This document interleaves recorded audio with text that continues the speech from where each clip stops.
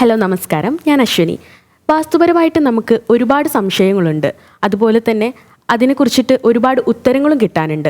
നമുക്ക് അതിനുള്ള ഉത്തരങ്ങളെല്ലാം സാറിലൂടെ നമുക്ക് ക്ലിയർ ചെയ്യാം. സാർ നമസ്കാരം. നമസ്കാരം. സാർ, ഒരുപാട് പേർക്ക് ഇപ്പോൾ പുതിയ വീട് നിർമ്മിക്കാൻ പ്ലാൻ ഉണ്ട്.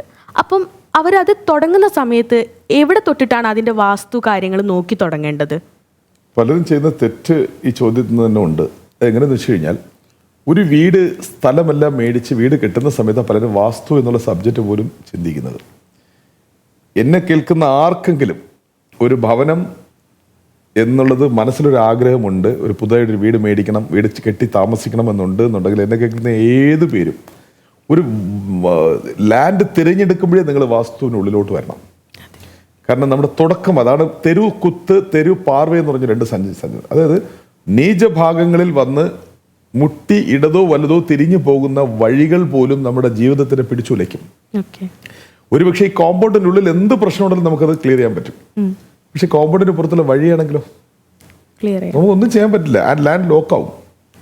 എത്ര തന്നെ നമ്മൾ മനോഹരമായ വീടിന്റെ വാസ്തു 100ക്ക് 100 എന്നുള്ള രീതിയിൽ ചെയ്താലും പുറത്തുനിന്നൊരു സ്ട്രീറ്റ് വന്ന് ഒരു നടപ്പാത ആണെങ്കിലും, ഒരു കാർ പോകുന്ന വഴി വേണ്ട, ആൾക്കാർ വന്ന് നടന്ന് ഇടത്തോട്ടോ വലത്തോട്ടോ തിരിയുന്ന നടപ്പാതയാണെങ്കിലും അത് തെരുവ് കുത്തിലോട്ട് വരുന്നു.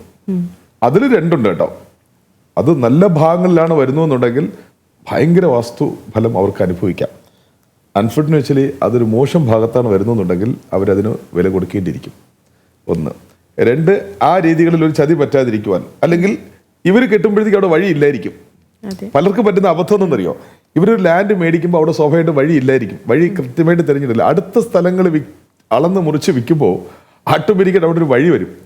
പിന്നെ ഇവർക്ക് തകർച്ചയിലോട്ട് പോകാൻ അതൊരു സാധ്യതയാവും. അപ്പോൾ ഇതെല്ലാം മുൻകൂട്ടി കാണണം. പിന്നെ നമ്മുടെ ലാൻഡ് മേടിക്കുമ്പോൾ ലാൻഡിന്റെ നോർത്ത് ഈസ്റ്റ് മറ്റൊരു പ്രോപ്പർട്ടി ആയിരിക്കാം. അവിടെ വലിയൊരു മരം നിൽക്കുകയാണ്, അല്ലെങ്കിൽ ഒരു 5 വർഷം 6 വർഷം കഴിഞ്ഞൊരു മരം വയ്ക്കുകയാണ്. അതിന് കുറച്ച് 10 വർഷം കഴിയുമ്പോൾ പടർന്ന് പന്തലിക്കും. അപ്പോഴും ആ കാലം തൊട്ട് ഇവർക്ക് ഇവരുടെ നോർത്ത് ഈസ്റ്റ് മറിയും. ഇതൊരു വലിയ ലാൻഡാണെങ്കിൽ കുഴപ്പമില്ല. വീടിന്ന് ഒരു 2 മീറ്റർ കോമ്പൗണ്ടിന് പുറത്ത് മറ്റൊരാളുടെ വലിയ വൃക്ഷം അതിവിടെ വടക്ക് കിഴക്കായി ഭവിച്ചു, അവിടെയും നിങ്ങൾക്ക് പ്രശ്നം ഉണ്ടാവും. അപ്പം ഇത് ദീർഘവീക്ഷണത്തോടെ നോക്കണമെങ്കിൽ അതിന് നിങ്ങളൊരു ടെക്നീഷ്യന്റെ സഹായം വേണ്ടി വരുന്നു. അദ്ദേഹത്തിനെ വിളിച്ചു കൊണ്ടുപോയി ആ ലാൻഡ് ഒന്ന് കാണിക്കുക. ഫ്യൂച്ചറിൽ എന്ത് സംഭവിക്കാം, ഇതൊക്കെ എല്ലാം ഈ ലാൻഡ് തിരഞ്ഞെടുക്കുമ്പോഴേ നമ്മൾ ചിന്തിക്കേണ്ട കാര്യമാണ്. ഒന്ന്. അതിനുശേഷം ആ ലാൻഡ് ഉച്ചനീച്ച ഭാഗങ്ങളിൽ എത്ര ഡിഗ്രിയാന്ന് അത് നമുക്ക് ലാൻഡ് വേണോ വേണ്ടെന്നും അവിടെ വെച്ച് തീരുമാനിക്കാം.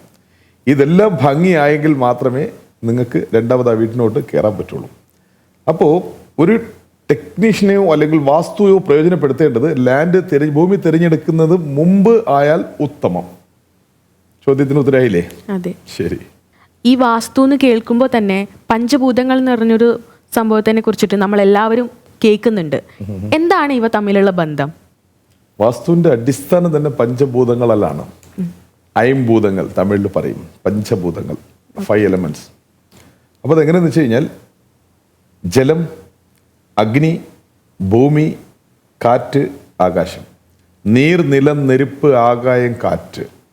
ഇതാണ് 5 എലമെന്റ്സ്. അതിനൂതന ടെക്നോളജികൾ പോലും ഇതിൻ്റെ സഹായമില്ലാതെ ഇത്രയും ഡെവലപ്പ് ആവില്ല. ഈ 5 എലമെന്റ്സിന്റെ സഹായത്തോടെ തന്നെയാണ് ഇന്ന് അതിനൂതന ടെക്നോളജി ഇന്ന് ലോകം കുതിച്ചുയർന്നുകൊണ്ടിരിക്കുന്നത്. ഇതാണ് 5 എലമെന്റ്സ്.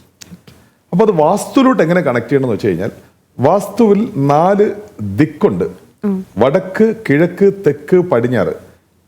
അതിന് കാരണത്താൽ മുക്കുകൾ പ്രത്യക്ഷപ്പെടുന്നു.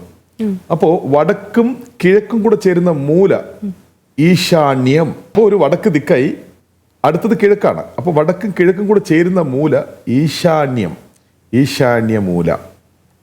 ഈ 2 ചുമരും കൂടെ കൂടുന്ന കോണിനെയാണ് ഈശാന്യം, ഈശാന്യമൂല.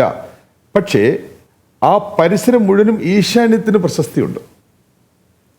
അതേപോലെ കിഴക്കൊരു ദിക്കാണ്. കിഴക്കും തെക്കും കൂടെ ചേരുന്ന മൂലയുണ്ടല്ലോ, അതാണ് ആഗ്നേയം. അപ്പോൾ ആഗ്നേയ മൂല, അത് കോർണർ ആയതുകൊണ്ട് ആഗ്നേയ മൂല എന്ന് പറയുന്നു. പക്ഷെ ആ പരിസരം ആഗ്നേയമാണ്. അടുത്തത് തെക്കും പടിഞ്ഞാറും കൂടെ ചേരുന്ന മൂലയുണ്ട്. തെക്കൊരു ദിക്കാണ്, പടിഞ്ഞാറൊരു ദിക്കാണ്. ഇത് രണ്ടും കൂടെ ചേരുന്ന മൂല, അതിനെയാണ് കന്നിമൂല എന്ന് പറയും. ചിലര് നൈരുതി മൂല എന്ന് പറയും, കുബേര മൂല എന്ന് പറയും. കുബേര ദിക്ക് വടക്കാണ്, അതിന് കുബേര മൂല എന്നും പറയാം. അപ്പൊ പ്രോപ്പറായിട്ട് എല്ലാവരും കേട്ട് പഴകിയ ഒരു വാക്ക് കന്നിമൂല. അടുത്തത് പടിഞ്ഞാറും വടക്കും കൂടെ ചേരുന്ന 2 ദിക്കുകൾ, ഇത് ചേരുന്ന കോർണർ പ്ലേസ് ആണ് വായുവ്യം, വായുമൂല. ഈ 4 മൂലയും 4 ദിക്കുകൾക്കും നടുക്കൊരു സെൻട്രൽ പോയിന്റ് ഉണ്ട്. അതിനാണ് നമ്മൾ ട്രഡീഷണലി ബ്രഹ്മസ്ഥാനം എന്ന് പറയുന്നത്. ഈ ബ്രഹ്മസ്ഥാനം എന്നുള്ളത് നമുക്ക് പരിഗണനയിൽ എടുക്കാം. ഇവര് സൂത്രം എന്ന് പറഞ്ഞ് പറ്റിക്കാറുണ്ട് പല ആൾക്കാരും. കാരണസൂത്രം, ബ്രഹ്മസൂത്രം, മരണച്ചുറ്റ്, ഇതൊക്കെ തച്ചിന്റെ ടെക്നോളജിയാണ്. മരങ്ങൾ കൊണ്ട് വീട് പണിയുന്ന ഒരു കാലത്ത് ഇന്നും മരങ്ങൾ കൊണ്ട് വീട് പണിയുന്നവർക്ക് ഈ ടെക്നോളജി പോലും മറ്റൊരു ടെക്നോളജി ഇല്ല. നമുക്ക് മലയാളി എന്നുള്ള നിലയ്ക്ക് നമുക്കും അഭിമാനിക്കാം. നമ്മുടെ നാട്ടിലാണ് ഇതിന്റെ പ്രഗത്ഭന്മാരുള്ളത്, തച്ച് ശാസ്ത്രജ്ഞന്മാരുള്ളത്. വലിയൊരു കലയാണ് തച്ച് ശാസ്ത്രം. മരങ്ങൾ കൊണ്ട് ഉപയോഗിക്കുന്ന വലിയൊരു കലയാണ്. മറ്റുള്ള വിദേശ രാജ്യങ്ങളിൽ പോലും അസൂയോടെ നോക്കുന്ന നമുക്ക് അത്ര അഭിമാനിക്കാൻ വരുന്ന വലിയൊരു കലയാണ്. പക്ഷെ അതല്ല വാസ്തു. വാസ്തു വേറെയാണ്, മനസ്സിലായി? വാസ്തു ഒരു മനുഷ്യന്റെ ഭാഗ്യ നിർഭാഗ്യങ്ങളെ തീരുമാനിക്കുന്നു. അപ്പൊ ഇവിടെ 4 ദിക്കും 4 മൂലയും, അപ്പൊ നമുക്ക് 8 സംവിധാനങ്ങളായില്ലേ? ഇതിൽ നടുക്ക് വരുന്നത് ബ്രഹ്മം. അതിനെയാണ് ആകാശ എലമെന്റ് തത്വബോധവുമായിട്ട് നമ്മൾ എടുക്കേണ്ടത്. അപ്പോൾ ഇതിന് ഓരോന്നിനും ഒരു ധർമ്മമുണ്ട്. ഇതെങ്ങനെ എടുക്കുക? അപ്പോൾ വടക്ക് കിഴക്ക് മൂല ഈശാന്യം. ഈശാന്യ ധർമ്മം ജലകാരകത്വം. അവിടെ ജലത്തിനെ കുറിക്കുന്നു. വടക്കും കിഴക്കും കൂടെ ചേരുന്ന മൂല ഈശാന്യം. അവിടെ പേറുന്ന കാരകത്വം അല്ലെങ്കിൽ അതിൻ്റെ അവസ്ഥ ജലമാണ്. അത് കഴിഞ്ഞ് കിഴക്കും തെക്കും കൂടെ ചേരുന്ന മൂല ആഗ്നേയം. അതിൻ്റെ കാരകത്വം അഗ്നി. അപ്പോൾ അതിനെയാണ് അഗ്നി മൂല. അപ്പൊ അത് മൂല വരുന്നതുകൊണ്ടാണ് നമ്മൾ അഗ്നി മൂല എന്ന് പറഞ്ഞത്. ശരിക്കും ആഗ്നേയ പ്രശസ്തി ആ പരിസരങ്ങളിലെല്ലാം ഉണ്ട്. കോർണർ തന്നെ നമ്മൾ കോർണർ എന്നല്ലേ പറയാൻ പറ്റുള്ളൂ. ഇപ്പൊ നമ്മൾ ആ സിഗ്നലിന്റെ ഇടത് സൈഡും ഈ സിഗ്നലിന്റെ വലത് സൈഡും എന്ന് പറയുന്നില്ലേ, അതേപോലെ അഗ്നി മൂല എന്ന് പറഞ്ഞാൽ ആ മൂലയ്ക്ക് ഇടത് സൈഡ് കിഴക്കും ആ മൂലയ്ക്ക് വലത് സൈഡ് തെക്കുമാണ്. ആഗ്നേയം ആ പരിസരം മുഴുവനുണ്ട്. അഗ്നിമൂലയുടെ എഫക്റ്റ്, അഗ്നിമൂലയിൽ ചെയ്യേണ്ട പരിപാടികളെല്ലാം മൂല മുഴുവനുമായിട്ട് കൊണ്ടെടുക്കണം. പരിസര പ്രദേശങ്ങൾ ചേർത്ത് വായിക്കണം. ചിലർ സാർ ആ മൂലയ്ക്കല്ല കേട്ടോ എന്ന് പറയും. അതിന്റെ പരിസരം മുഴുവനും ആഗ്നേയ പ്രശസ്തി കൊടുക്കാം. അത് കഴിഞ്ഞാൽ തെക്കും പടിഞ്ഞാറും കൂടെ ചേരുന്ന മൂല, അവിടുത്തെ കാരകത്വം എന്നാണ് ഭൂമി കാരകത്വം. നമ്മളൊന്ന് വിളയിക്കുന്നത് ഏതിലാ? ഭൂമിക്കുള്ളിൽ ഇടുന്നതേ വിളയുള്ളൂ. നമ്മളും എല്ലാം ഭൂമിയിൽ നിന്നാണ് നമ്മൾ എല്ലാം ഉയരുന്നത്. അപ്പോ അതിനൊരു വളർച്ച, പെറ്റുപെരുകൽ, പുലർച്ച, ഇതൊക്കെ എല്ലാം ഭൂമിയുമായിട്ട് നമുക്ക് കാൽക്കുലേഷൻ ചെയ്യണം. അപ്പൊ അതിന്റെ കാരകത്വം ഭൂമി. അപ്പോൾ ആഗ്നേയ കാരകത്വം അഗ്നി. ജലം എന്ന് പറയുമ്പോൾ എളുപ്പം മനസ്സിലാവും. ഭൂമി എന്ന് മാത്രം പറഞ്ഞാൽ മനസ്സിലാവത്തില്ല. അതുകൊണ്ട് പറഞ്ഞ ഭൂമി, അതിന്റെ കാരകത്വം വളർച്ച, ഉത്ഭവം, മനസ്സിലായി? ഡെവലപ്മെന്റ്, അതാണ്. അപ്പൊ അത് ഭൂമി. അടുത്ത് പടിഞ്ഞാറും വടക്കും കൂടെ ചേരുന്ന മൂല വായുവ്യം, വായുമൂല, വായുവ്യം. അപ്പം അവിടം പരിസരം മുഴുവനും വായുവ്യ പരിസരമാണത്. അപ്പം 4 മൂലകളും കോൺ വന്നില്ലേ? ഈശാന്യം, ആഗ്നേയം, കന്നി, വായുവ്യം. ഇതിന് മധ്യത്തിൽ വരുന്നതാണ് ആകാശം. അതിന്റെ കാരകത്വം എന്തോന്ന് വെച്ച് കഴിഞ്ഞാൽ പുതിയതും പഴയതുമായിട്ടുള്ള മാറ അവസ്ഥകളാണ്. പഴയത് പോകുന്നു, പുതിയത് വരുന്നു, പഴയത് പോകുന്നു, പുതിയത് വരുന്നു. ഒരു സിറ്റുവേഷൻ ചേഞ്ച് ആയിക്കൊണ്ടിരിക്കും. അതിന് നമുക്ക് ആകാശം എന്നുള്ള ബോധം, അതിനുള്ളിൽ അതീവ രഹസ്യം, നമ്മുടെ ശരീരത്തിന്റെ ആ വീട്ടിനുള്ളിൽ താമസിക്കുന്ന ആൾക്കാരുടെ മനസ്സും ചിന്തയും ഇതുമായി കണക്ട് ചെയ്യാം. ഇപ്പൊ എങ്ങനെ ഭൂമിയെ നമുക്ക് ഒരു ഉത്ഭവത്തിന് വേണ്ടി എടുത്തില്ലേ? അതുകൊണ്ട് ആകാശം എന്നുള്ള ബ്രഹ്മം സ്ഥാനം മധ്യത്തിന് കൃത്യമായി വീട്ടിനുള്ളിൽ ഉപയോഗിക്കുമ്പോൾ ആ വീട്ടിൽ വസിക്കുന്ന ആൾക്കാരുടെ ചിന്തകളുടെ നിയന്ത്രണം ഈ അവസ്ഥ ഏറ്റെടുക്കും. ഈ ബ്രഹ്മത്തിലുണ്ടാകുന്ന ആകാശബോധം, വിചാരങ്ങൾ, ഉണർവുകൾ, ചിന്തകൾ, മനസ്സിലായി? ഇത് ഒരു മനുഷ്യന്റെ ജീവിതത്തിന്റെ ഏറ്റവും വലിയ പാർട്ടായി വിചാരങ്ങളും ചിന്തകളും. വലിയ മസിലും വലിയ ചന്തവും വലിയ ഗ്ലാമറും ഒന്നുമല്ല. ശരിക്കും നമ്മൾ നയിക്കപ്പെടേണ്ടത് നമ്മുടെ ചിന്തകളിലാണ്. ഇതിന്റെ ഒരു ഫലാഫലമാണ് നമ്മുടെ ജീവിതത്തിന്റെ അതിമനോഹരമായ അവസ്ഥകളും അതിനീചമായ അവസ്ഥകളും. മനസ്സിലായില്ലേ? അപ്പം ഇതിന് വലിയൊരു പങ്കുണ്ട്. ബ്രഹ്മം എന്നുള്ള ആകാശബോധത്തിന് വാസ്തുവിൽ വലിയ പങ്കുണ്ട്.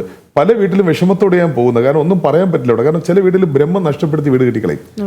ഇവർ പറയും സൂത്രം കറക്റ്റ് അല്ലെന്ന് പറയും. എന്ത് സൂത്രം? വീടിന്റെ മധ്യഭാഗത്തൊരു സ്പേസ് മനഃപൂർവ്വമായി കൊണ്ടുവരണം. ആ 5 എലമെന്റ് അങ്ങനെയാ വർക്കൗട്ട് ആവുന്നത്. അപ്പോൾ 4 ദിക്ക് 4 മുക്ക്. അപ്പം ഈ അവസ്ഥയിൽ പുതുതായി പ്രത്യക്ഷപ്പെടുന്ന 4 അവസ്ഥകളാണ് ഈശാന്യ, ആഗ്നേയ, കന്നി, വായുവ്യം.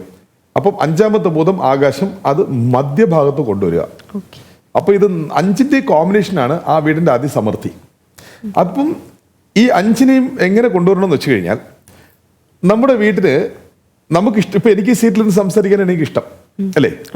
ഈ സീറ്റിൽ നിന്ന് സംസാരിക്കേണ്ട എന്നെ അവിടെ കൊണ്ട് നിർത്തി സംസാരിച്ചാൽ ഞാൻ ഇറിറ്റേറ്റ് ആവില്ലേ? അതെ.